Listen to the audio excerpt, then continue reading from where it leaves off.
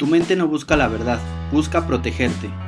Nuestra mente busca un equilibrio entre nuevos deseos y la moralidad, manteniendo contacto con la realidad con los peligros que afrontamos día con día.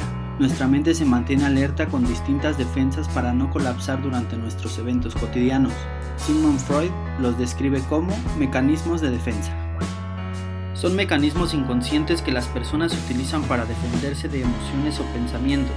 Estos pueden producir ansiedad, depresión o herir la autoestima en caso de llegar a la conciencia. Su clasificación es primaria y secundaria, depende de su aparición en el desarrollo del ser humano. La clasificación primaria hace referencia a las primeras épocas de vida, tiende a negar la realidad.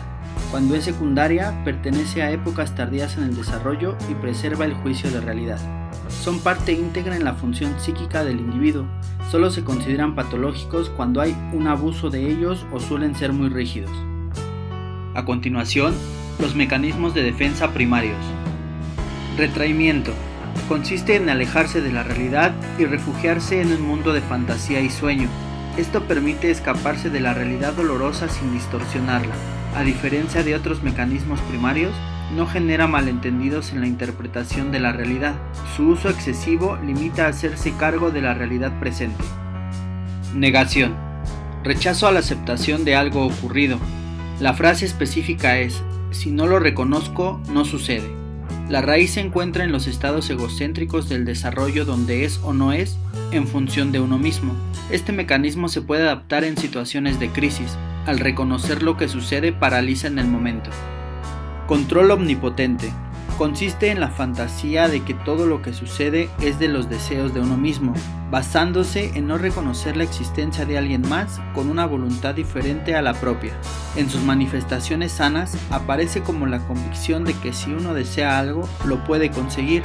Esto puede ser irreal, pero motivante.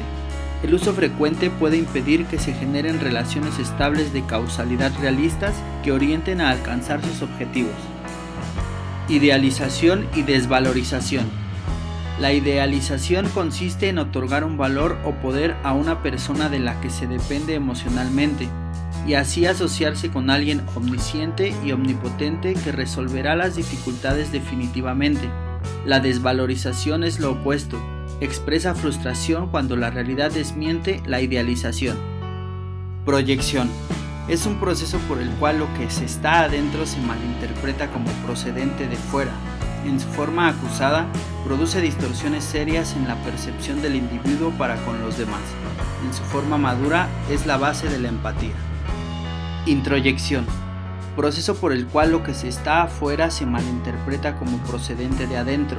En su forma problemática, se identifica e intentará sobreponerse a su dolor como agresor.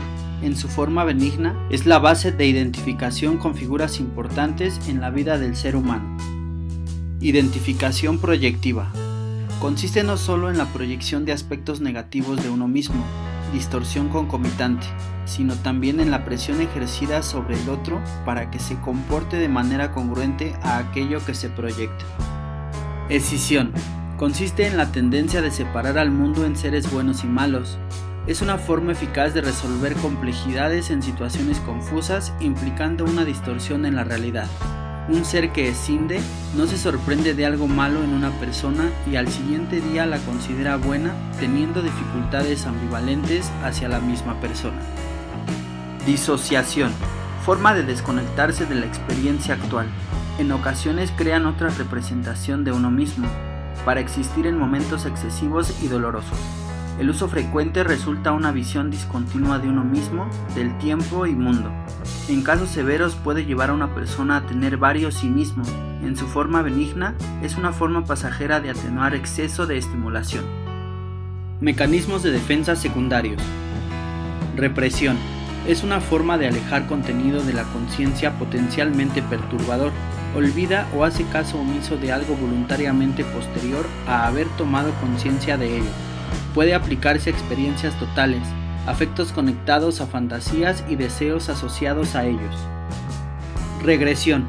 Proceso inconsciente, donde el individuo vuelve a comportamientos antiguos infantiles, para evitar el conflicto, creado por el crecimiento o cambio. Es de los mecanismos comunes en el desarrollo social y emocional. No progresa linealmente, sino se fluctúa hacia adelante y hacia atrás. Aislamiento. Separa afectos de los pensamientos. Se puede pensar y tomar conciencia de un hecho, pero el significado emocional está aislado sin perturbar al individuo. Se le puede llamar anestesia psíquica. Es diferente a la disociación en el sentido de que la experiencia no está borrada de la conciencia, solo lo afectivo.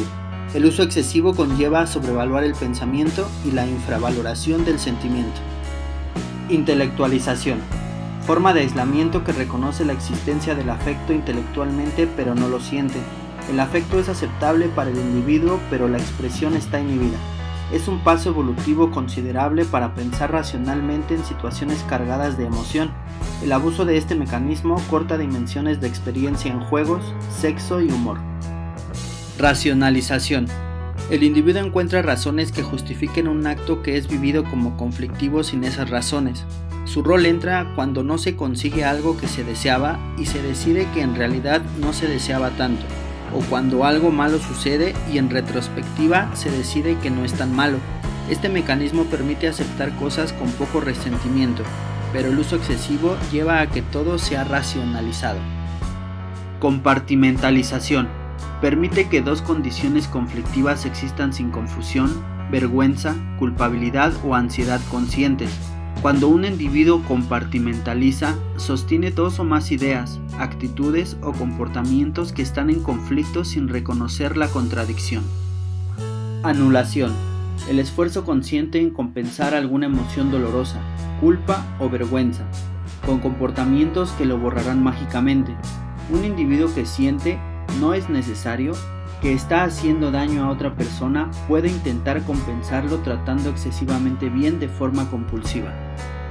Volver contra sí mismo. Redirige hacia uno mismo las emociones que estaban dirigidas hacia otra persona. Cuando el individuo depende de alguien poco fiable o inestable, la crítica se vuelve a sí mismo. Desplazamiento. Se refiere a la redirección de una emoción o impulso desde su objeto natural al otro objeto, porque expresar al objeto natural resulta angustiante. Este mecanismo permite que se descarguen cantidades de afecto en una dirección menos peligrosa que la original o que está permitida socialmente. Formación reactiva. Transforma una emoción o impulso en lo contrario. El odio se transforma en amor, la envidia en gratitud. Los individuos que temen a sus emociones agresivas y tienen dificultad para diferenciar entre pensar y hacer, tendrán que hacer formaciones reactivas para protegerse de lo que podría sentirse como peligrosamente incontrolable. Inversión. Transforma lo pasivo en activo. El individuo se siente pasivamente objeto de una situación dolosa, la invierte y se convierte en sujeto activo de ella. Parte de los comportamientos altruistas son debido a esta defensa. Actuación. Es parecida a la inversión, en el sentido de que se basa en la inversión de pasivo a activo para actuar algo en la realidad que es intolerable a nivel mental y emocional. Actuando algo, el individuo puede preservar su sentimiento de capacidad y a la vez evacúa una emoción dolorosa. Sexualización. Transforma una experiencia de terror a dolor en excitación placentera. Pueden ser sexualizados para que sean sentidos como experiencias gratificantes. Es frecuente que los individuos sexualicen ciertas áreas o complejos de la vida, dependencia, agresión, para ser más llevaderos. Sublimación. Encuentra una satisfacción derivada y adaptable a los impulsos que no pueden ser expresados directamente por la prohibición social. Permite la descarga, desplazada o transformada, del impulso en lugar de luchar contra él. ¿Y tú? ¿Conoces algún otro mecanismo de defensa? Déjalo en la caja de comentarios y recuerda suscribirte a nuestras redes sociales que se mostrarán en la descripción del video.